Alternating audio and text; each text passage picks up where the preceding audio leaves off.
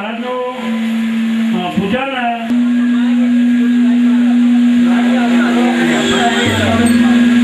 હરે મન શાંત દેખીને સન્મુખ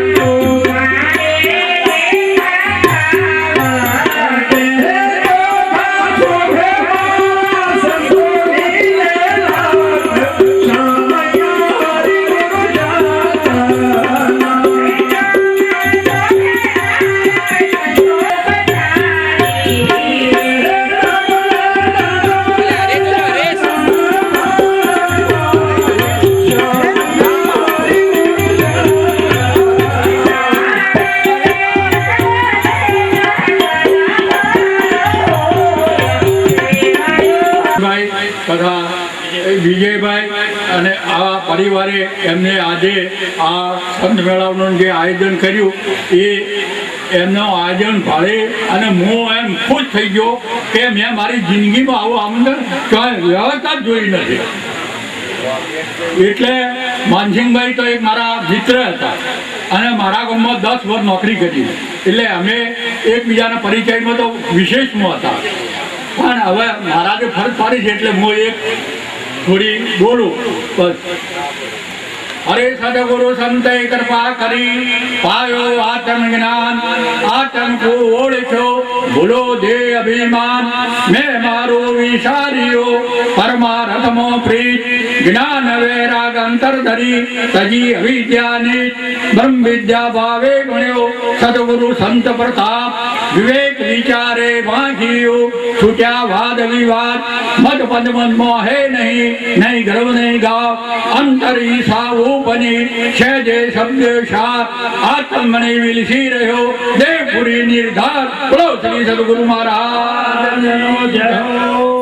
હવે બીજું તો બધા મહારાજો સત્સંગ કરશે, પણ એક ટૂંકી વાત મૂકું. કેમ કે આપણા મહાપુરુષે પિંડથી બ્રહ્માંડ નક્કી કર્યું છે અને આખા દેવોને પિંડમાં સમાવેશ કર્યા છે. એટલે હું આપના આગળ થોડી રજૂ કરી અને હું મારું ચૂકાઈ લઉં.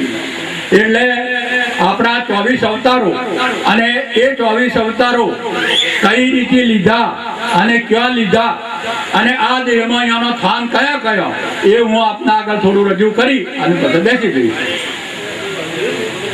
એટલે પહેલો અવતાર મથનો તે ચૈતર સુદ પાંચમના દિવસે ક્ષીર સાગરમાં થયો. એને સંખ્યાસુર દૈત્યને માર્યો. ક્ષીર સાગરનું મથન કરી આપણા વેદ 4 તોડ લઈ ગયા, તેને પ્રગટ કર્યા. એટલે સિદ્ધાંતમાં કહે છે બીજ રૂપી બ્રહ્મ જેને મીન કહેવામાં આવે, લિંગ રૂપી મત શરીર ધારણ કરે છે, સંખ્યા રૂપી ભંગને છેદન કરે છે. શ્વાસ શરીરમાં 4 છે, મોક્ષ નાસિકા ગુદા અને લિંગ એ 4 આપણા વેદ છે. હવે બીજો અવતાર કશ્યપનો તે વિષ્ણુની ઈચ્છાથી જેઠ સુદ પંચમીના રોજ જે ક્ષીરસાગરમાં થયો. એને મહિષાસુર દૈત્યને મારી ક્ષીરસાગરનું મથન કરી અને આ 14 ઇન્દ્રિયો 14 રત્ન બહાર લાવે છે. એટલે એના સિદ્ધાંતમાં શું કહે છે? ઈશ્વરી પંચકોશની અંદરથી આ 14 ઇન્દ્રિયો 14 રત્ન બહાર લાવે છે. હવે ત્રીજો અવતાર વારાહી તે સુવર બ્રહ્માની શાખમાંથી થયો. ચૈતર સુદ તેરસના રોજે થયો. હિરણાકાંત શિપુ દૈત્યને મારી જેને ઈશ્વરી તથા માતાના પેટમાં પડેલો ગર્ભ ત્યાગ રૂપી શક્તિ છે અને વારાહ રૂપી મળમૂત્રે સુવર નામ પડ્યું છે. હવે ચોથો અવતાર નરસિંહનો. નરસિંહ થમ પાડીને પ્રહલાદના માટે થયો. વૈશાખ સુદ 14ના રોજે થયો. એને હિરણાકાંત શિપુ દૈત્યને મારી સ્ત્રી તથા માતાના પેટમાંથી પડેલો ગર્ભ એટલે બાળક રૂપી પંચકોશની બાળક રૂપી વર્ષની ગંધા રૂપે બાળક ઉત્પન્ન થાય છે. એની છાતી ઉપર ચડી દૂધ રૂપી આ રુધિરનું પાન કરે છે. હવે છઠ્ઠો અવતાર પરશુરામનો. જમદગ્નિ અને રેણુકાથી વૈશાખ સુદ તીજના દિવસે થયો. વૈશાખ સુદ તીજના દિવસે થયો અને એને સહસ્રબાહુ દૈત્યને માર્યો. 21 વખત જેને પૃથ્વી નખત્રી કરી અને બ્રાહ્મણોને દાનમાં આપી દીધી. પિતાની આજ્ઞાથી પોતાની માતાનું શીશ પણ કાપી નાખ્યું હતું. એટલે સિદ્ધાંતમાં કહે છે કે હજારો ભોગ ભોગવા એ પણ સહસ્રબાહુનું કામ છે, પણ હજારો ભોગને ખંડન કરવા એ પણ સહસ્રબાહુનું કામ છે. એ અવસ્થામાં માતાની મુખ જોવાય નહીં અને જો જુએ તો બ્રહ્મચારીનું ખંડન થાય છે. માતાનું શીશ કાપ્યા બરાબર છે. હવે સાતમો અવતાર રામા અવતાર. રાજા દશરથ અને કૌશલ્યા રાણીજી ચૈતર સુદ નુમના દિવસે થયો અને એને રાવણ અને વાલી દૈત્યને માર્યો. એટલે એમાં સિદ્ધાંતમાં કહે છે આ દશાશ્રમમાં 10 ઇન્દ્રિયો આ દશા વ્યવહાર ભોગવે છે. રાવણ રૂપી મદ અને વાલી રૂપી ક્રોધ મારે અને 10 વર્ષથી જીવે એ રામા અવતારની રીત છે. હવે આઠમો અવતાર કૃષ્ણનો. વાસુદેવ અને દેવકીથી શ્રાવણ વદ 8મના રોજે થયો. એને શિશુપાલ ધનસુરાગ અને કંસને માર્યો. સિદ્ધાંતમાં વાન પરસ્તા એ કૃષ્ણ અવતાર કહેવાય. એ અવતારમાં ભજન સાધના કરવો એ કૃષ્ણ અવતાર છે. અને વાન પરસ્તતામાં સ્ત્રીનો સંગ હોય એની સાથે ભોગ કૃપાલ લોભ રૂપી દંતરાગ અને મોહ રૂપી કૃષ્ણ મારે અને સર્વે પ્રકારની ભજન સાધના કરવો એ કૃષ્ણ અવતાર છે. હવે 9મો અવતાર બુદ્ધનો. અષાઢ સુદ તીજના દિવસે થયો. એને રક્તબીજ દૈત્યને માર્યો. જેને આ શરીરમાં રક્તબીજ 2 છે તેને મારવો એ અદ્વૈત તથા સંન્યાસનો સિદ્ધાંત છે. હવે 10મો અવતાર કલંકી. 10મો અવતાર કલંકી તે સંભલ દેશ મુરાદબાદ પાસે નેમિયારણ તીર્થમાં વૈષ્ણવ બ્રાહ્મણની કુંવારી કન્યાથી બાલવાસુદ 12ને રવિવારે થયો. એને કલંજર દૈત્યને માર્યો. એટલે આ સિદ્ધાંતમાં કહે છે કે આ કલંક રૂપી શરીર સંતોના તરણે જઈ તન મન ધન મેળવવા માટે થયો. વાંક પણ એક ઇન્દ્રિય છે. હવે છઠ્ઠો અવતાર કપિલજીનો. કદમ ઋષિ અને દેહૂતિથી શ્વાસ યોગ પ્રગટ કરવા માટે થયો. નાક પણ એક ઇન્દ્રિય છે. અરે 7મો અવતાર વ્યાસજીનો. પારાશર ઋષિ અને મચકંદાથી 18 પુરાણ બનાવવા માટે થયો. જીભ પણ એક ઇન્દ્રિય છે. 8મો અવતાર દત્તાત્રેયનો. અતિ ઋષિ અને સોયા મારવાણીથી રજગુરુ કરવા માટે થયો. કાન પણ એક ઇન્દ્રિય છે. અરે 9મો અવતાર રાજા પરસોની બહેનની જોંકથી થયો. તવચ્યા પણ એક ઇન્દ્રિય છે. 10મો અવતાર હૃદયગીરી મધર દૈત મારવા માટે થયો. હાથ પણ એક ઇન્દ્રિય છે. અરે 11મો અવતાર બદ્રીનારાયણનો. પોતાની. ચોથો નરસિંહ. 5મો વામન. 6ઠ્ઠો પરશુરામ. 7મો રમા અવતાર. 8મો કૃષ્ણ અવતાર. 9મો બોધ. 10મો કલંકી. 11મો સર્વભૌમનો બ્રહ્માકા પુત્ર માન. 12મો નારદ એટલે ચિત્ત. 13મો વિષ્ણુ એટલે બુદ્ધિ. 14મો શંકાજી એટલે અહંકાર. 15મો મોહિની એટલે વાંક. 16મો કપિલ એટલે નાક. 17મો વ્યાસ એટલે જીભ. 18મો દત્તાત્રેય એટલે કાન. 19મો પરશુ એટલે તવચ્યા. 20મો હૃદયગીરી એટલે હાથ. 21મો બદ્રીનાથ એટલે પગ. 22મો હંસ એટલે લિંગ. 23મો ધનશ્રી એટલે ગુદ્દા. 24મો અગ્નજ એટલે મુખ. બોલો શ્રી સદગુરુ મહારાજનો જય. એમનું ઉપનામ છે ભગવાનના વૈવંશા. એમનું નામ મેં ભગવાનના વૈવંશા પાડેલું છે કે ભગવાનને આખી પેઢીઓમાં લખેલું ઉતરાઈ નો. હવે મારો છે આપણો તો કે ક્ષીર સાગરમાં થયો કે આપણે ઉખડાના તળાવમાં થયો કે હું જેવા હોય ખબર નથી. આના પેઢી પેઢીઓ બનાવતા ઉતરે લોકો ધન્યવાદ છે એમને. આ એક બુદ્ધિનો વિષય છે અને યાદ રાખવું એ પણ એક મહાન કઠણ કામ છે. હવે મારે કેદવાથી પધારેલા રાજસંગભાઈ એક ભજન રજૂ કરે અને પછી આપણે સત્સંગ તરફ મહાપુરુષોનો કૃષ્ણ કનૈયા લાલ કી જય. हर नाम लिया जन सब लिया सकल शास्त्र का भेद बिना नाम नर के गया पद पद चारो वेद थके कुरान थके न थक गए शेष महेश गीता जी को गम नहीं परा गुरु का आदेश.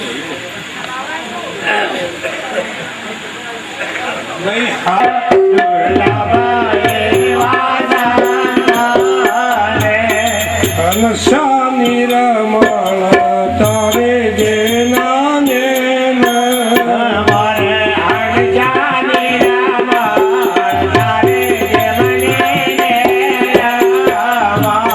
દોષ દષ્ટિ ના હોય લગાવે એવા સંત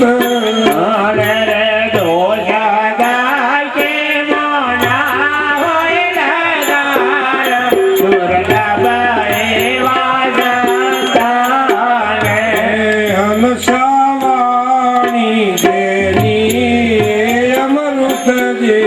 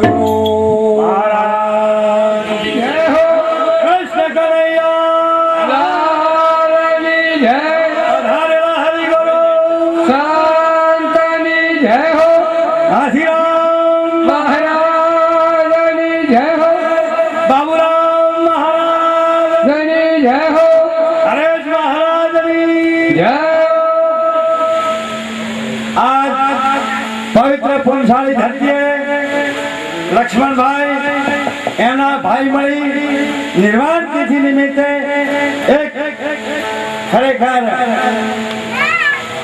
ત્રિવેણી ગંગા ભગીરથી સમાજ અને સંત ત્રિવેણી સંગમના દર્શન વિરાટના દર્શન કરી અને ખરેખર આ દર્શનનો લાવો લેવા બદલ અને લેવડાવવા બદલ લાખો વાર એમને ધન્યવાદ. ખૂબ એમને આપે, ભગવાન એમને સુખી રાખે, એમના પરિવારને ખૂબ ભગવાન આનંદથી રાખે એવી મારી પ્રાર્થના. વાણી ભાયાલાલ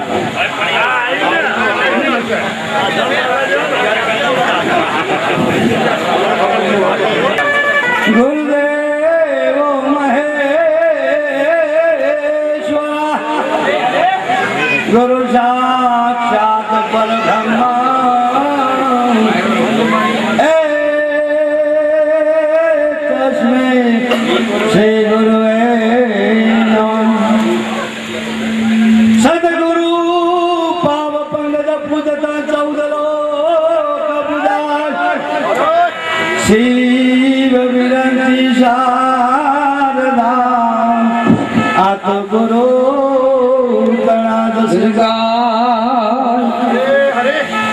ગુરુ ગંગા ગુરુ ગોમતી ગુરુ કાશી ને કેદાર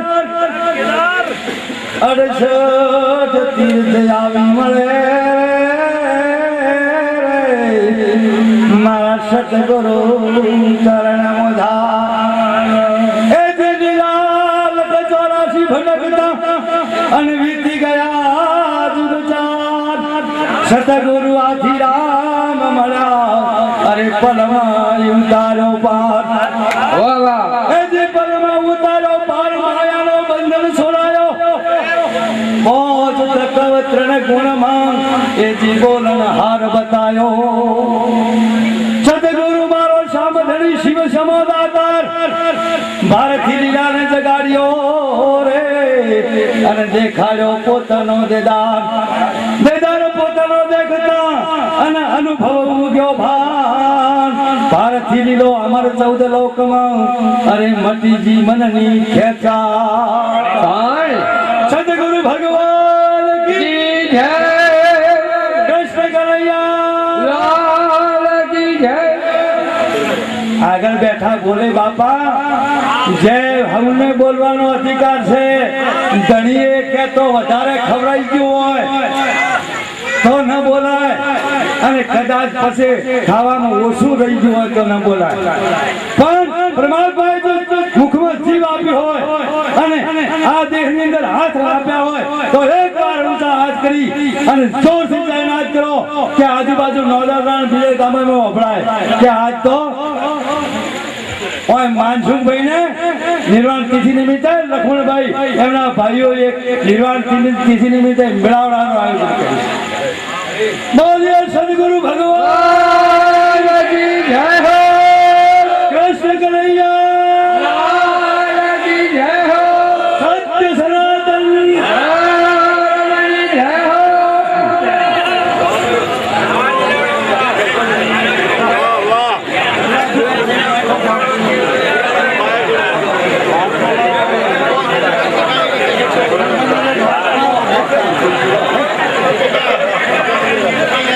બાપુ બાપરીઓ વાદી તમે સાથ આપજો ઈશારો કરો કે બંધ રાખજો અને ચેડી થોડો સાથ સહકાર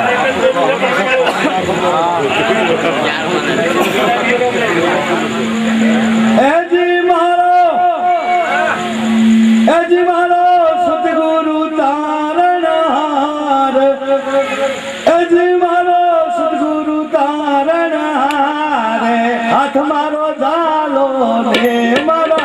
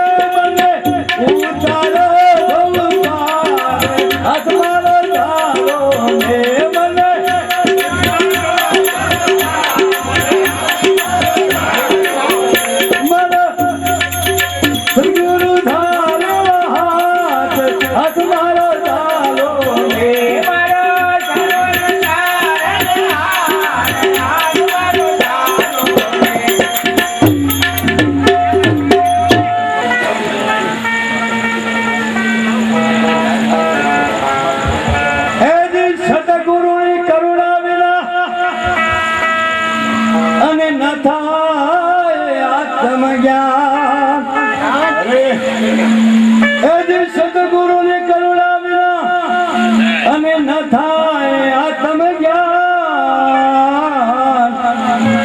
પણ કરોડો ઉપાય જો કોઈ કરે આ તો ન થાય પોતાનું રે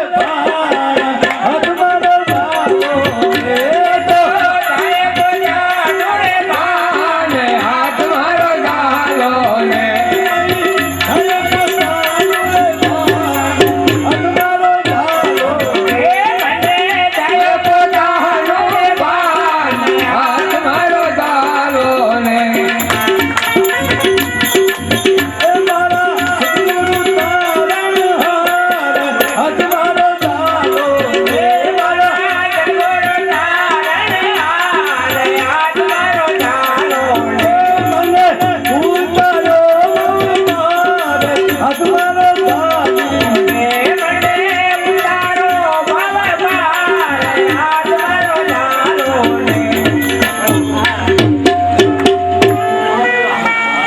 કરતો હોય ને બાપા કે હું જાતે બધું શીખી ગયો તો રહી ગયો આ જડે એવું નથી આ તો હરી ટોઢન મેં ચલા જા પહોંચા હર દવા કેટલા પહોંચી જા હરી દવા હરી ટોઢન મેં ચલા પહોંચા હરી દવાર હરી ન મિલા પગ થકા હરી अपने દવા ચોય આજો ઓય પણ બાપા જો હુકા કાશીનું નાવડું મળી જાય અને નાવી ખારો મળે તો આ પાછી પીલે પહોંચ્યા પણ જો લીલું મળી ગયું ને તો બાપા મારો તળિયે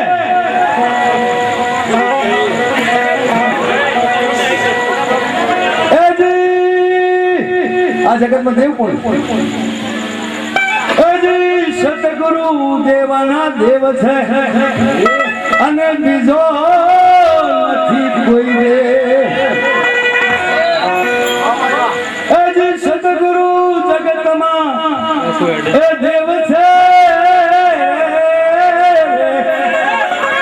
અને એથી નથી મોટો કોઈ રે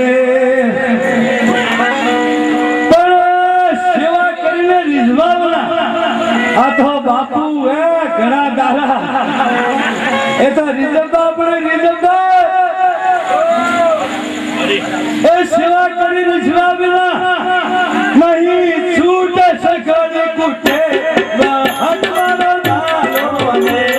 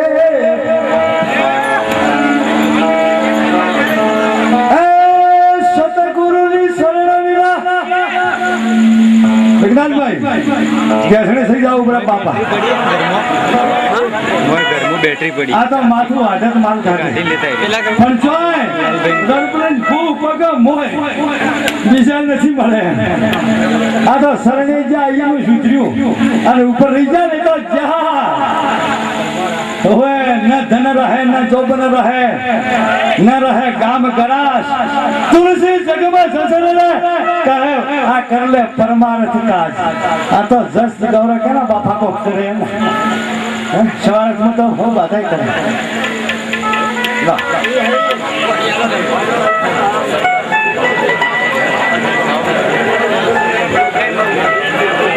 થઈ ગયું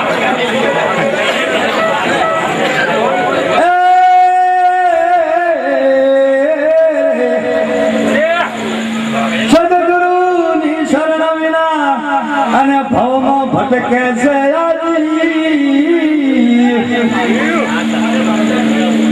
સદગુરુની શરણ વિના ભવમાં ભટકે છે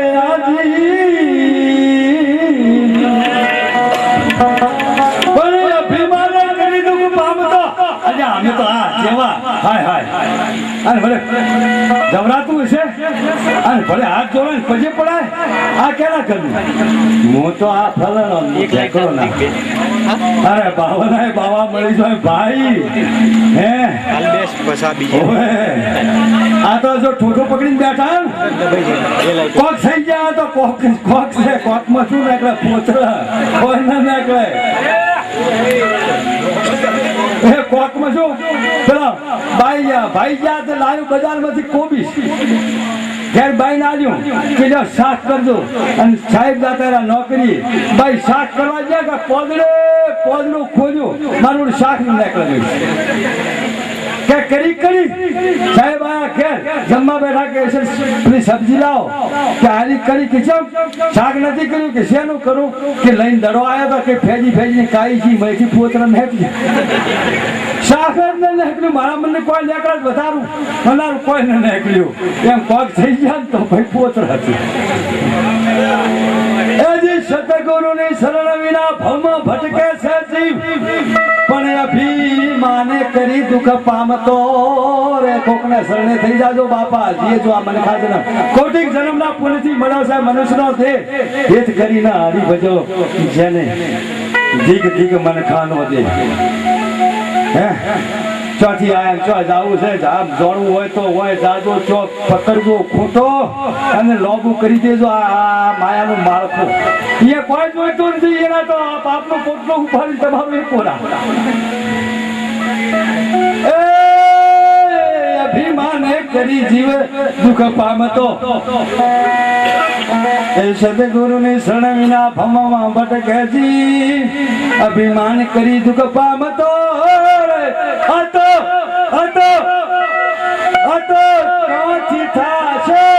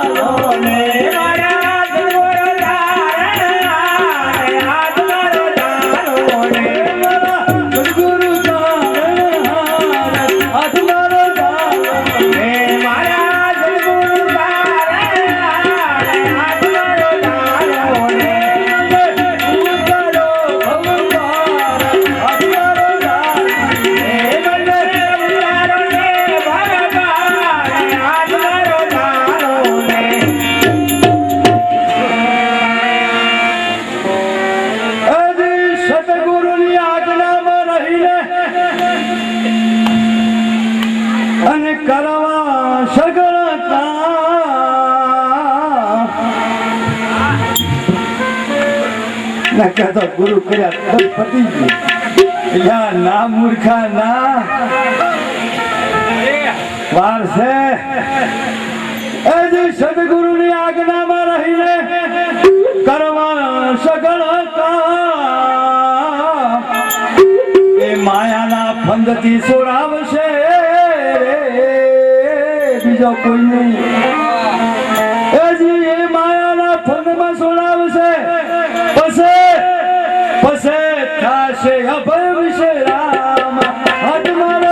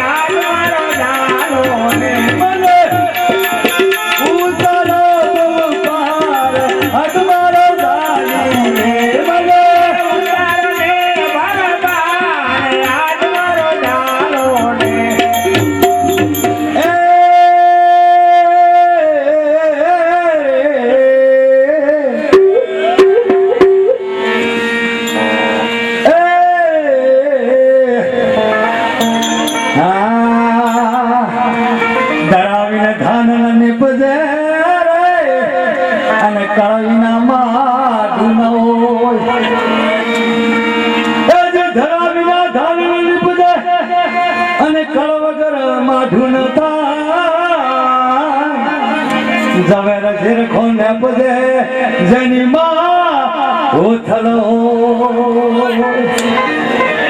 એજી અમે અને કાકર તરી પેટ ભરા પણ અવસર આયે ના બોલીએ તો પછી હૈયો ફાટ મરા સદગુરુમાં અખંડ શ્રદ્ધા થઈ ગઈ તો સદગુરુમાં અખંડ શ્રદ્ધા થાય તો ઉગડે યગમ ઘરના દ્વાર મારા પ્રભુની મેળ થઈ જાય ને ગુરુ મહારાજની તો દહમું કમાર ખુલ્લા ફટ આ બંધન એ દરવાજો ખુલ્લો આ તમારી 84 નથી 85 નથી આ બાતું હોય નો હોય આટલા અમારી ગુરુ મહારાજ ને આ અણુ મેરું આ તરખનો ના મેરું ભાખરો ને કોર બરોબર છે કે નથી આ ઓમ કરી દે બાપા તારે મનાય ને કહેતા આવડે ચેમ સહી નામે છે ને હાય હાય મારું લોકો કહે છે આ થઈ હોય છે અલ્યા ના એ તો જુગ પહેલા જોગી છે આ તો હોય તો હમણાં ફલક વાર આયા છે પણ આ જુગ પહેલા જોગી એ જે સદગુરુમાં અખંડ શ્રદ્ધા થાય તો ઉઘડે અગમ ઘરના રઘનાથ ભાઈ દ્વાર પણ બારથી લીલા અમર પર પામતા એ જે ભારતી લીલા અમર પદ પામતા હાથ મારો ડાલો મેરો સદગુરુ હાથ મારો ડાલો મને ઉતર દરબાર હાથ મારો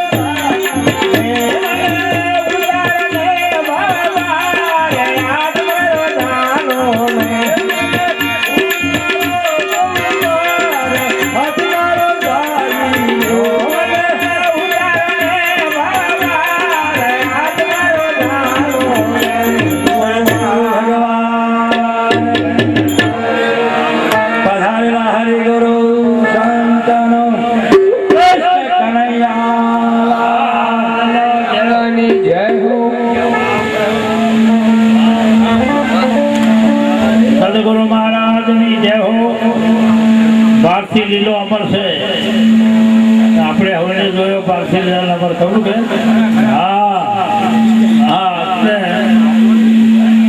હાથ ધારેલી પાર ઉતરવાની વાત કરી છે એમને એટલે બધા મહાપુરુષો આ સંતો નો પણ ધંધ એ જ છે કહેવાનો કે તમે કોકની શરણાગતિ લો અને કોક સંતનો હાથ પકડી લો તો તમે પાર ઉતરી જવાના કારણ કે સંતે નાવડું છે ભવસાગર તારવા માટેનું નાવ સંત છે અને એ સંત જો નાવડામાં તમે સંતના નાવડામાં બેસી જાઓ તો પાર ઉતરી કોઈ છે જેમ કે બધાને એમ લાગે કે ના પાણી દેખાતું જ નથી અને ઉતારવાની પાર ઉતરવાની નાવડાની હું વાતો કરું પણ એ પેલું પાણી તો કોક ઘડીવાળનું ડમરા બહાર નીકળી તો પણ આ વગર પાણીનો જે સમુદ્ર છે ને એમાં તો મારા ભાથી હાથમાં ખોટામાં બધા હલવાઈ ગયા હાથમાં કોઠેથી કે બહાર નીકળ્યો અભિમન્યુ એકલાની વાત નથી બધા હાથ ખોટામાં હલવે એટલે આ ઓર રાખવાની છે કે હરી હરી થઈ જવું વાત છે.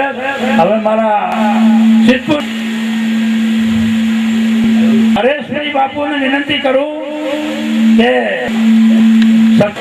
અવાજ બહુ થાય છે, પાણી આવાજ શાંતિ રાખો. સત્સંગનો કાર્યક્રમ ચાલુ થઈ ગયો છે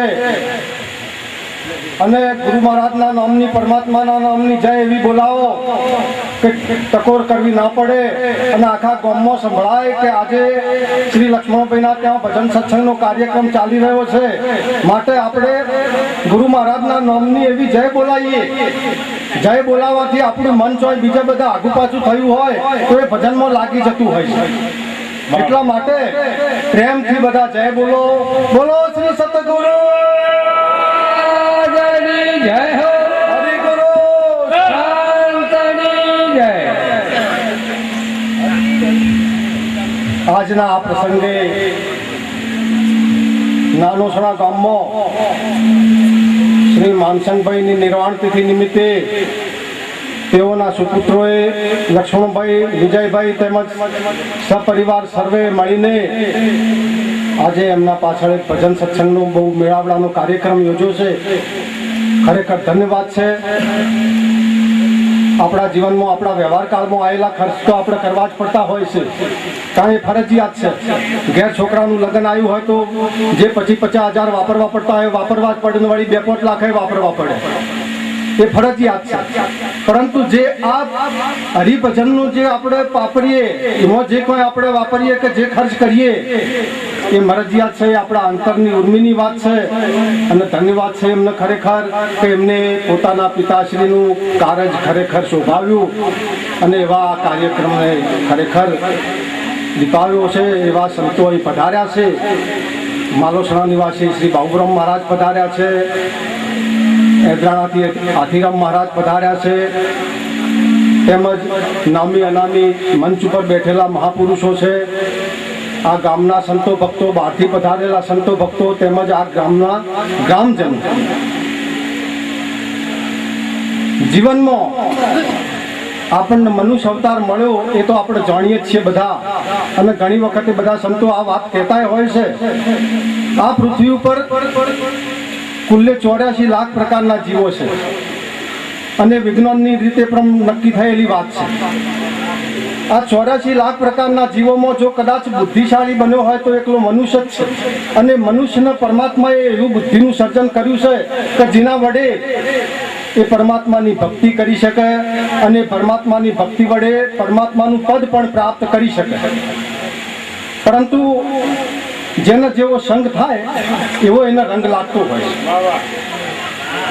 જો સંતનો સંગ થાય તો સંત બની જાય, દારૂડિયાનો સંગ થાય તો દારૂડિયો બની જાય, ચોરનો સંગ થાય તો ચોર બની જાય.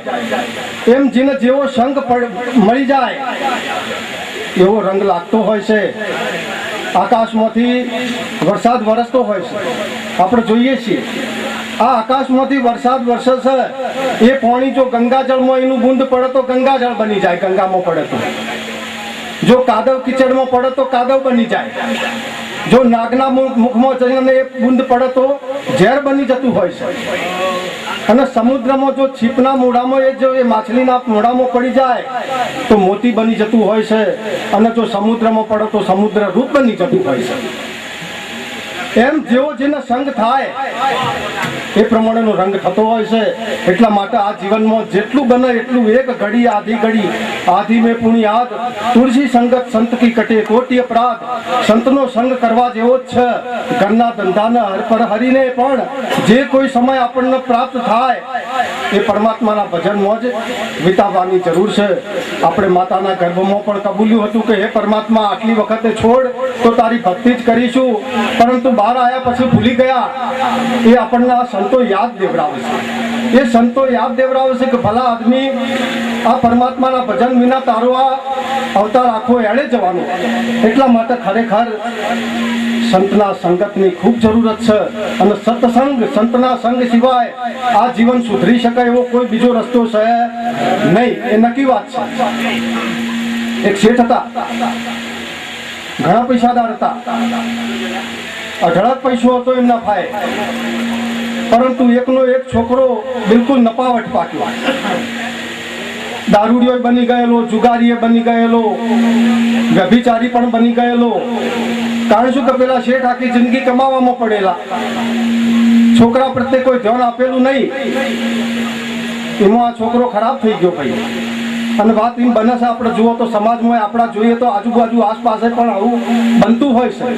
એક ડોહાપાને પૂછ્યું, ડોહાપા કેટલા છોકરા છે? કઈ 4. કીધું શું કરે છે? કે 4 જેલમાં. અને હા છે ભાઈ, 10 લાખ રૂપિયા 15 લાખ રૂપિયા વીઘાના આવતા થઈ ગયા. રોડ ટચ હોય તો વળી 50 લાખ કે કરોડે આવી જાય. અને પછી આ બધા રૂપિયા આવ્યા હાથમાં, પછી બોયો ચડાવવા માંડ્યું.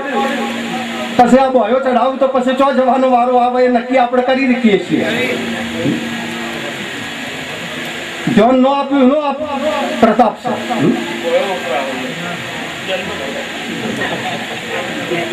ડોહાબા હતા, પૂછ્યું ડોહાબા કેટલા છોકરા છે? કે 4. કીધું સેવા બીજી કરે છે? કે પહેલા પગ દબાવતા હતા, પછી કઈ કેડો દબાવતા હતા, હવે ગાળું દબાવે છે. જોયા છે કે નહીં ભાઈ? આપણે ગાળું દબાવતા નહીં જોયા? પેપરોમાં આવે છે કે નહીં કે હકી જનેતાને મારી નાખી છોકરાએ, હગા બાપને મારી નાખ્યો, કોઈ નથી આવતું પેપરોમાં? આ ધ્યાન ન રાખ્યું તો મને એમ આ શેઠે ધ્યાન ન રાખ્યું એમાં આ છોકરો બગડી ગયો ભાઈ લાખો ઉપાય કર્યા પણ કોઈ રીતે સુધારવાનામાં ન આવ્યો. એને સંગતો બદલાઈ નહોતી, બધું એને હારો હારો પુસ્તકો લાવીને વાંચવામાં બેહાર્યું પણ તોય કશાથી અમને ફેર પડ્યો નહીં. શાંતિ રાખો ભાઈ, પાછળ અવાજ થાય છે. પધારેલા હતા અને આ મહાપુરુષનો સત્સંગ રોજ સવારે અને સાંજે 2 ટાઈમ 2 કલાક ચાલે, 3 કલાક. એટલે આ શેઠનો એક મુનિમ હતો. એ મુનિમ કહે કે શેઠ, આપણા ગામમાં જે આ સંત પધાર્યા છે, આ સંતના સત્સંગમાં જો આ છોકરાને મોકલો તો કદાચ ફેર પડી જાય. એટલે આ શેઠ હતા, એમને વિચાર્યું કે મારું બેટું આટલા બધાથી કશાથી ફેર નથી પડ્યો, અને આ સંત શું કરી શકવાના હતા. તે છતાંય પેલો ડૂબતું માણસ તરણું ચાલે ભાઈ. એક તરણું હોય તો કે છે આ પકડીને હું કદાચ અધર થઈ જવું. એમ આ શેઠને થયું કે હવે આ લાખ ઉપાય અજમાયા હશે, તારા એના ભેગો એક વધારે છોકરાને કીધું કે જો ભાઈ તારે રોજ સવારમાં 3 કલાક અને હોજે આ સત્સંગ થાય છે આપણો રામજી મંદિરમાં, અહીં જઈને તારે બેસવાનું છે. પેલો છોકરો કે મને ટાઈમ નથી કે બાપા. એટલે આ બાપાએ થોડા બુદ્ધિશાળી હતા, એમને થોડું પ્રલોભન આપ્યું કે જો તું રોજ સવારથી અને હોજ સુધી સત્સંગમાં જઈને આવે તો હું તને રોજ ફોની નોટ વાપરવા આપી દઉં. એટલે આ છોકરો લાલચુ તો હતો જ, કુસંગે ચડેલો હતો, પૈસા માટે ચોરીઓ કરવી પડતી હતી જો ત્યાં. એટલે એને થયું કે જો 100 રૂપિયા મને રોજ હોજ પેડે મળતા હોય તો સત્સંગમાં જવામાં મારે શું હોતો છે. અને ઘણા એવા હોય ભાઈ કે સત્સંગમાં જઈ તોય પણ એમને કશું લાગે નહીં, આખી રાત એમના એમ બેસી રહી તોય પણ કશું એ અસર થાય નહીં. આવું ગામ હતું. અને ગામમાં પછી એક મહાત્મા પધારેલા. એ મહાત્માએ પછી વિદાય લીધી, અઠવાડિયું 10 દાડા ભજન કરીને. અને પછી ગામવાળાને કીધું કે ભાઈ તમે બધા ભેગા થઈને એક નિયમ કરો કે રોજ રાત્રે 9 વાગ્યાથી 10 વાગ્યા સુધી 1 કલાક ભજનમાં બેસજો.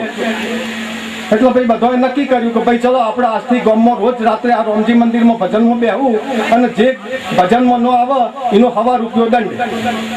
હવે આજથી 100 વર્ષ પહેલા તો 1.5 રૂપિયો ઘણો કહેવાય. એટલે ભાઈ આ તો પછી બધા 1.5 રૂપિયો દંડ ન ભરવો પડે એ બીકના માર્યા પણ રોજ ભજનોમાં જવા માંડ્યા. એમ કરતા કરતા એક મારા જેવો હતો ડોહો, એને વળી છોકરાની વહુને તેડવા જવાનું આવ્યું ને રાવણા જવાનું આવ્યું, એટલે 3-4 દાડા બહાર જવાનું થયું. એટલે ઘેર પછી ડોશી કહેવા માંડ્યા કે મારું બેટું આ રોજ 4 દાડા જઈશું ને કોઈ ભજનમાં નહીં જાય તો 1.5 રૂપિયા લેખે આપણે 6-7 રૂપિયા દંડ જતો રહેશે. એટલે પેલી ડોશી ક્યાં કરતા એમાં શું હતો સાહેબ, તો તમારા બદલે આપણે છોકરાને મોકલીશું ને તો ચાલે ને મોકલીએ તો. એટલે આ ડોહા શું કહીશે કે ડોશી એ ભજનોમાં આ છોકરોને ન મોકલાય, એનો છોકરોને કે ચમ કે અહીં તો સંતોનો વચનોનો બોણ એવો આવે ને કે હુંહરો થઈ જાય. અરે કે ડોહા તમે તો 6 મહિનાથી જાઓ છો, તમારે તો એકે હુંહરું નથી થયું. અરે કે અમાર તો કાઠો થઈ ગયો છે.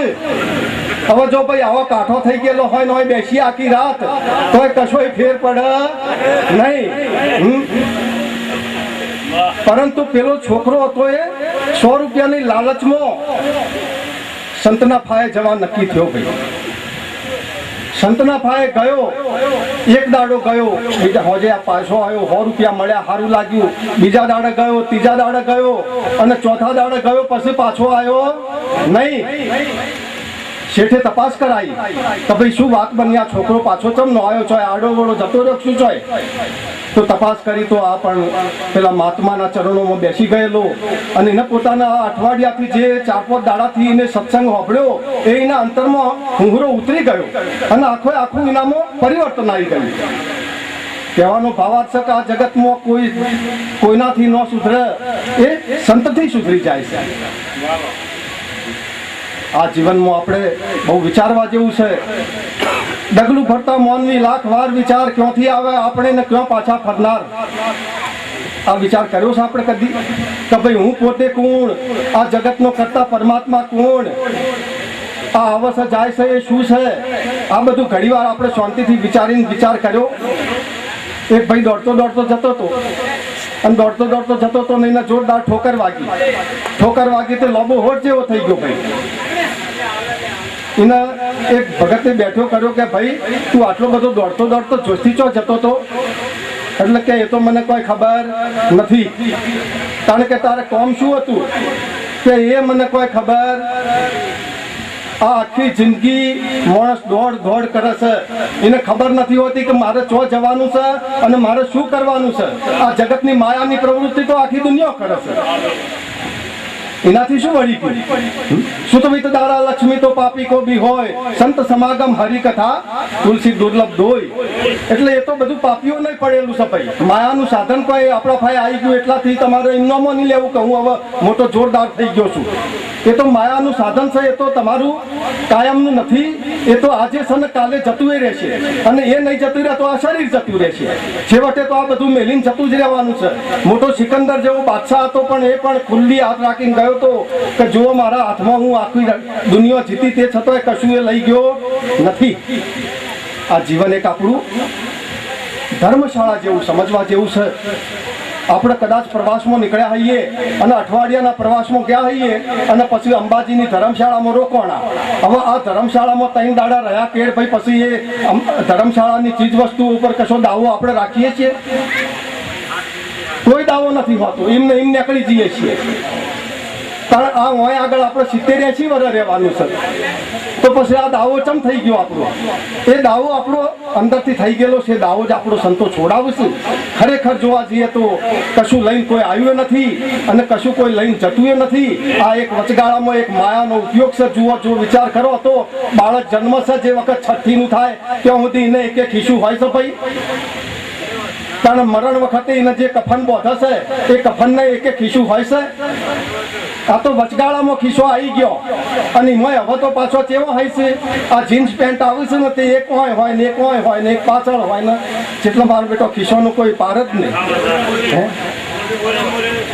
મોરે મોરે ચારે બાજુ મારું બેટું જો જુઓ અહીં ખીસો ને જોથી કાઢી અહીંથી પૈસા. તો એટલે હવે આ અમને બગડ તો કેટલી વાર થાય? બહુ વિચારવા જેવું છે આ જીવનમાં કે જે જીવન આપણને પ્રાપ્ત થયું છે એમાં આપણે શું મેળવવાનું છે, શું કરવાનું છે. કાયાનગરમાં કોણ વસે છે, કોણ બોલે ને બોલાવે રે. આ જગતનો કરતા કોને કહીએ, કોણ આવે ને કોણ જાવે. જ્યાં સુધી આટલી ખબર આપણને ન પડે ત્યાં સુધી આ જીવન આપણું મિથ્યા છે. જન્મ મરણ એ સી વસ્તુ છે, ક્યાં છે મૂળ કોણ, કોણ જગતનો કરતા હરતા, ક્યાં છે એનું ધામ. આટલી જો નક્કી ન થઈ જાય વાત તો ખરેખર આ જીવન આપણું ફોકટ છે. પરમાત્માનું તત્વ સંતોએ નક્કી કરેલું જ છે. એ પરમાત્માનું તત્વ આપણને સંતો નક્કી કરાવે છે, પણ એ જે પરમાત્મા છે એ આ ચર્મચક્ષુથી જોઈ શકાય એવો છે નહીં. સર્વે મહાપુરુષો તો એટલા સુધી કહી શકે ભાઈ અણુ અણુ કકરી ઠીકરી રાય હરીસા હોય, જો નેણ પસારીએ ત્યો પ્રભુ હોય. ગુજરાતીમાં પણ કીધું છે કે આસપાસ આકાશમાં હોય, અંતરમાં હોય આભાસ, ઘાસ ચાસની પાસમાં પણ વિશ્વપતિનો વાસ. ગીતાજીમાં શ્લોક પણ કીધો કે ભાઈ આત્મા પૌમ્યન સર્વત્ર સમમ પશ્યંતિ યોર્જુન સુખમ વાયદી વા દુઃખમ સહયોગી પરમો મત. હે અર્જુન, આત્માના સ્વરૂપે હું સર્વ વ્યાપક પડેલો જ છું. તો શું એ આપણામાં નથી પડેલો? પણ મોટામાં મોટું વિઘ્ન જે આપણામાં ઈશ્વર સહીને ઓળખવામાં જો હોય તો એ આપણું હું પણ છે. હુંથી અને આ મિયો ભાઈ શાંતિ રાખો ભાઈ. આ મિયો હતા તે પછી ઘેર બધું સાધન રાખ. એક દાડો સવારમાં નીકળ્યા, કઈ બીબી કે ચો જાઓ છો?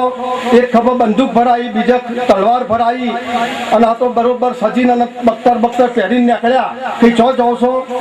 કઈ શિકાર કરવા. સારું કે કદી તમે ઉંદેડો માર્યો નથી અને શિકાર શું કરવાના છો? બાયડી તો ઓળખે છો ભાઈ. આ તો ભાઈ જંગલમાં ગયા, આખો દાડો રખડીને હોજે રાતે ઘેર આયા. ઘેર આવીને બીબીને કઈ દેખ કે બીબી આ કે વાઘની પૂંછડી અને આ કે ચિત્તાનો કોણ? ઓહો, કે અમને તમે માર્યા? ના, કે મરેલા પડ્યા હતા.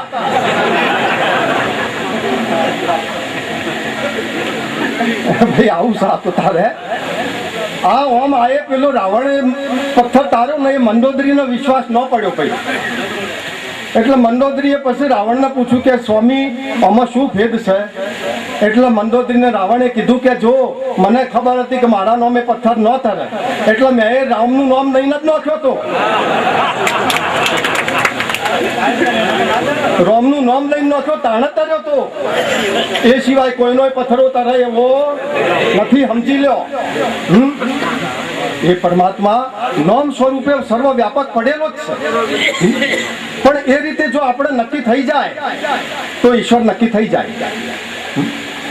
ઈશ્વર તે કોને કહેવાય સમજી લો સોનમાં, ઈશ્વર તે કોને કહેવાય સમજી લો સોનમાં, આવે કે જાય નહીં મુખથી બોલાય નહીં, આવે કે જાય નહીં મુખથી બોલાય નહીં, અનુભવ થકી ઓળખાય સમજી લો સોનમાં, અનુભવથી ઓળખાય સમજી લો સોનમાં. ઈશ્વર તે કોને કહેવાય સમજી લો સોનમાં, ઈશ્વર તે કોને કહેવાય સમજી લો સોનમાં. અરે સર્વે માં રામ છે, રામ એવું નામ છે, સર્વે રામ છે, રામ એવું નામ છે, નામે ઈશ્વર નક્કી થાય સમજી લો સોનમાં, નામે ઈશ્વર નક્કી થાય સમજી લો સોનમાં. ઈશ્વર તે કોને કહેવાય મહાપુરુષો એને સોનમાં સમજાવે છે, એમ કોઈ જાહેર થાય એવું નથી. આ ઈશ્વરને સમજવો હોય તો સદગુરુની સોનથી જ સમજાય એવું છે. એ સિવાય સંતો અને સદગુરુની સોન સિવાય ગમે એટલું આપણે તૂટી મરીએ, પુસ્તકો પોથીઓ ગમે એટલું પડીને મરી જઈએ તો પણ એ પરમાત્મા આપણી ઓળખમાં કે સમજમાં આવે એવો નથી. આવે કે જાય નહીં, આ મુખથી બોલાય નહીં. પરમાત્માનું પદ એવું છે કે બિન પદ ચલત સુનત બિન કાના, બિન કરત વિવિધ કરું કામા. પરમાત્માનું પદ આવું પડેલું છે કે કરતા છતાંય પણ અકર્તા છે, અને એ રીતે આવતોય નથી કે જતોય નથી, આવે કે જાય નહીં મુખથી બોલાય નહીં, પણ એ તો અનુભવ થકી ઓળખાય. કોઈ સદગુરુ મહારાજનો અનુભવ જો આપણને પ્રાપ્ત થઈ જાય તો એ અનુભવથી પરમાત્મા ઓળખાય. હે સર્વેમાં રામ છે, આપણે લોબુ નહીં ચલાવીએ. હજી ઘણા સંત પુરુષો બાકી છે, વાણી પાણીનો કોઈ પાર નથી એટલે લોબુ નહીં ચલાવીએ. હવે થોડું બોલીને બંધ કરીએ. આપણે થોડી વાર શાંતિ રાખો ખાલી. સર્વેમાં રામ છે ને રામ એવું નામ છે, અને એ રામ નક્કી કરવો હોય કે પોતે નક્કી કરવો હોય તો નામ જાણ્યા સિવાય નક્કી થાય એવો નથી. એ નક્કી વાત છે. એટલા માટે બહુ જ સંતોની વાણીમાં સાર પડેલો છે. એ સંતોની વાણી જો આપણા અંતરમાં જો ઉતરી જાય તો આપણો બેડો પાર થઈ જાય એવું છે. પણ એ સંતોએ કહેલું છે એ પ્રમાણે રહેવું પડે ભાઈ. એમની આ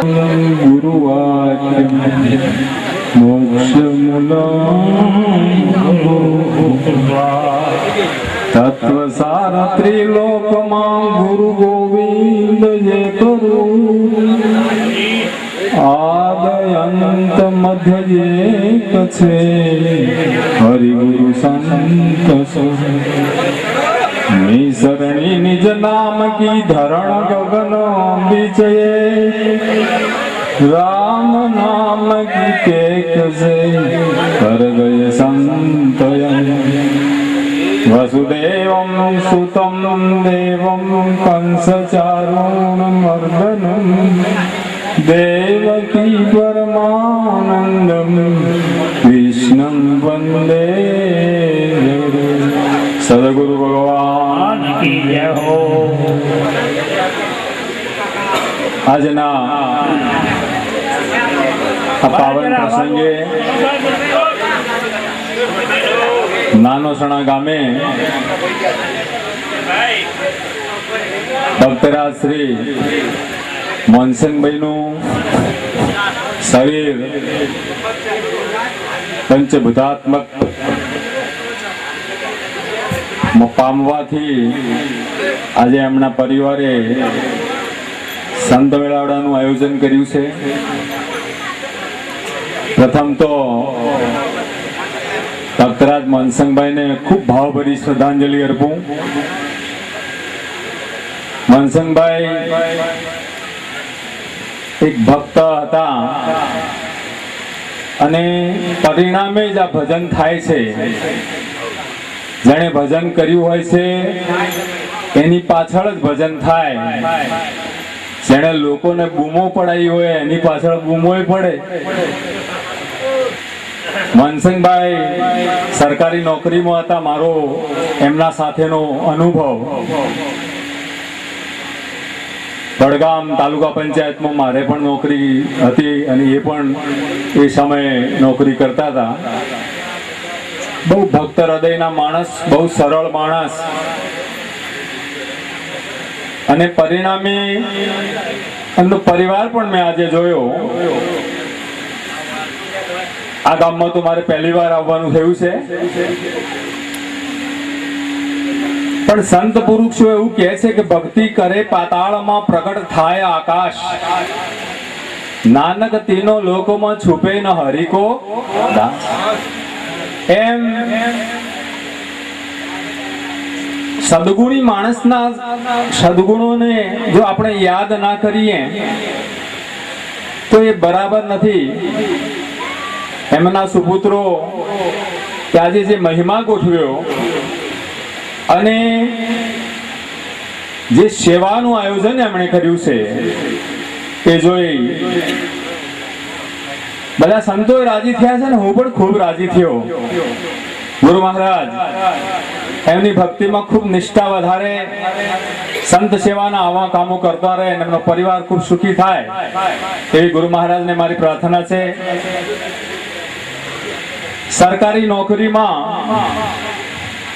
નોકરી તો ઘણા માણસો કરતા હોય છે, પણ જેનું જીવન પુરુષાર્થના સાથે સાથે પરમાર્થને વરેલું હોય એની સુવાસ કંઈક અલગ હોય છે. એટલે અને એવા જીવોની પાછળ ભજન થાય છે. નિરાંત મહારાજ તો એવું કહે છે કે ધન ધન એના કુળને વંદો, જય કુળમાં હરિદાસા, કોટિક તીર્થવત જનની તેની પવિત્ર પુત્ર પ્રકાશા. ભાઈ શ્રી હિરજીભાઈ, લક્ષ્મણભાઈ ને વિજયભાઈ બરાબર એમના પિતાની જે પુણ્યતિથિ ઉજવી રહ્યા છે એમને ખૂબ ધન્યવાદ ઘટે. દુનિયામાં સંત પુરુષો તો એવું કહે છે કે તરે નર કોઈ તેવા જેનું સાચું કર્મ છે સેવા, તનથી કરવી મનથી કરવી ને વચને કરે કોઈ કેવા. એટલે જ્ઞાનની વાતો કરીએ આપણે બધા, પણ આવું સેવાનું કાર્ય કરવું અને કહેવું એમાં ઘણો ફરક છે. એટલે ફરીવાર આ પરિવારને ખૂબ ધન્યવાદ આપું. એમના પિતાજી ભક્ત હતા એટલે એમનો એવો ભાવ કે મારા પિતાજીએ જે વાત જાણી છે એ સંતોને બોલાવી અને એને તાજી કરું. તો હમણાં હરેશ મહારાજે ઘણી બધી વાતો કરી આપણને કે આ મનુષ્યનું જે શરીર મળ્યું છે એ ફક્ત ખાવા પીવા, ઊંઘવા, ભોગ ભોગવવા ને મરી જવા માટે મળ્યું. આ મંડપ બનાવ્યો છે તો એનો બનાવનાર કોઈ છે? એમ સમગ્ર બ્રહ્માંડ બનાવ્યું છે તો એનો બનાવનાર કોણ છે? આવો વિચાર મનુષ્યને આવી શકે, બીજી કોઈ યોનિમાં આ વિચાર આવી શકે એમ. હવે આ જો વિચાર ના આવે તો નિરાંત બાપુ તો એવું કહે છે કે મનુષ્ય થયો ને હરિનું નામ ન જાણ્યું, પશુના તોલે એને કહીએ તો કહેવાય છે. અને આપણા શાસ્ત્રોમાં લખ્યું તેષામ ન વિદ્યા ન તપો ન દાનમ જ્ઞાનમ ન શીલમ ન ગુણો ન ધર્મ તે મૃત્યુલોકે ભૂમિભાર ભૂતામ મનુષ્ય રૂપે મૃગાચરંતિ. મનુષ્યના રૂપમાં ફક્ત પશુ જ છે એમ સંતો કહે છે. માનવું ન માનવું એ આપણી મરજીની વાત છે. સત્સંગના આવા આયોજનો પાછળ જિજ્ઞાસુ વ્યક્તિ આમાંથી કોઈક જાગે છે અને જેણે જ્ઞાન મેળવ્યું છે એનું જ્ઞાન તાજું થાય છે. આ બે હેતુ છે આમાં. એટલે અધિકારી જીવ જાગી જાય. નહીં તો એક ભાઈને સાપ કરડ્યો તો પેલા ભાઈ સાપ ક્યાંથી કરડ્યો કે ચંદનના વનમાંથી. એટલે ચંદનના વનનો સાપ કાઢે તો એનું ઝેર ચડે ઝેર ના ચડે કે? તો એનું ઝેર કેમ ચડ્યું? તો કે ચંદનના વરમાં સાપ રહે પણ એનું મોઢું ક્યાં રાખે? ઊંચું. મોઢું ઊંચું રાખે તો ઝેર ચડ્યા વગર રહે, ભલે ચંદનના વનમાં રહે. આ તો ભક્તિ કરવી રામની સંતો હાથે છે વેર. ખીમો કહે આ ના મળે, આ તો અવળા હવળી છે. આનો હોદો ભેગો થાય કારણ જે વિષયના જે નિષ્ણાત છે એની પાસે જવું પડે. અત્યારે હાલ જ અહીંયા કોઈ બીમાર થાય તો આ ગામનો જે ડોક્ટર અહીં બેઠો હોય કે આ ગામમાં હોય એ તરત ગામમાં આવે. સિદ્ધપુર કે પાલનપુર જતા જતા આ વાત પતી જાય. હવે અહીંના ડોક્ટર ઉપર ભરોસો નથી અને ત્યાં જાતા જાતા કામ પૂરું થઈ જાય. એ મળવાનું નથી. એટલે જે સંતો યુગે યુગે હોય છે અને છે જ, એટલે હાલના સંતો ઉપર શ્રદ્ધા રાખવી પડશે. ફક્ત એમાં વિવેક જોશે, અંધશ્રદ્ધા નહીં, ઠગાઈ નહીં જવાનું. નહીં તો આ તો વાણી છે ને તારું તારન અજાણ્યાને ડુબાડે. એટલે વાણીમાં આવી જઈને જો એની પાછળ ભીટકાઈ જઈએ તો ખોટા માર્ગે ચડી જઈએ. એટલે તો સંતો કે વાણી ગાનારા તમે વાણી વિચારો ગાયેથી જ્ઞાન નહીં થાય. આખી રાતના કરો ઉજાગરા પણ જોણ્યા વગર જપ નહીં થાય. જેમ છે એમ જાણવામાં નહીં આવે ત્યાં સુધી શાંતિ નહીં થવાની. આ તો છે સમજણનું કામ ને સાધન કરતો, છે સમજણનું કામ ને ધ્યાન ધરતો, છે સમજણનું કામ ને ભૂખે મરતો, છે સમજણનું કામ ને ભોંય ભરતો. એટલે આ વાત આપણી સમજણમાં આવી છે કે કેમ. ભગવાન બુદ્ધને એક બોધિ ગયા નામનો શિષ્ય ઘણી વખતે આ વાત સમજણમાં આવી કે નહીં એની કસોટી પણ થાય. તો બોધિ ગયાના ઘણા શિષ્યો પોતાનો વિચાર થયો કે હું રોજ જ્ઞાન કથું છું, આમાં આ લાગુ કોને પડ્યું છે? આ જ્ઞાન થયું છે કોને? તપાસ તો કરું. ઘણો મોટો શિષ્ય સમુદાય વિચાર કર્યો કે આ બધાની પરીક્ષા, તો કે પરીક્ષા તો લઉં પણ મેં જે જ્ઞાન આપ્યું છે એ જ્ઞાનની કોઈ વાત તમારે કરવાની નહીં. મેં જે જ્ઞાન આપ્યું છે એમાં તમારો શું અનુભવ છે, તમારા અનુભવનું વર્ણન કરવાનું. કે સારું બાપુ. 4 શિષ્યો જે મુખ્ય હતા ને, જે જ્ઞાની માણસો, એમને બોલાયા. બોલાઈને પૂછે છે, પહેલાને ઊભું કર્યો કે ભાઈ જે વસ્તુ મેં સમજાવી છે આમાંથી કઈ તમારે કહેવાનું, તમારો અનુભવ કહેવાનો. તો કે બોલો બાપુ, કે બોલો તમારો અનુભવ શું છે? તો પહેલા શિષ્ય જવાબ આલ્યો કે બાપુ આ જગત નિર્વાણ છે, જગત નિર્વાણ છે. બીજા અનુભવ કર્યો ભાઈ તમારે? કે બાપુ કે જુઓ તમારો અનુભવ કહેવાનો, મારી કહેલી કોઈ વાત તમારે કરવાની. તો કે તમારો શું અનુભવ છે? તો કે બાપુ જગતના નિર્વાણ બે નથી, નિર્વાણ છે, નિર્વાણ છે. સારું બેસો, તમે મારા અડધાથી વિશેષ કઈ છો? બેસી જાઓ. કે બાપુ જગત નથી ને નિર્વાણ માંડ્યો.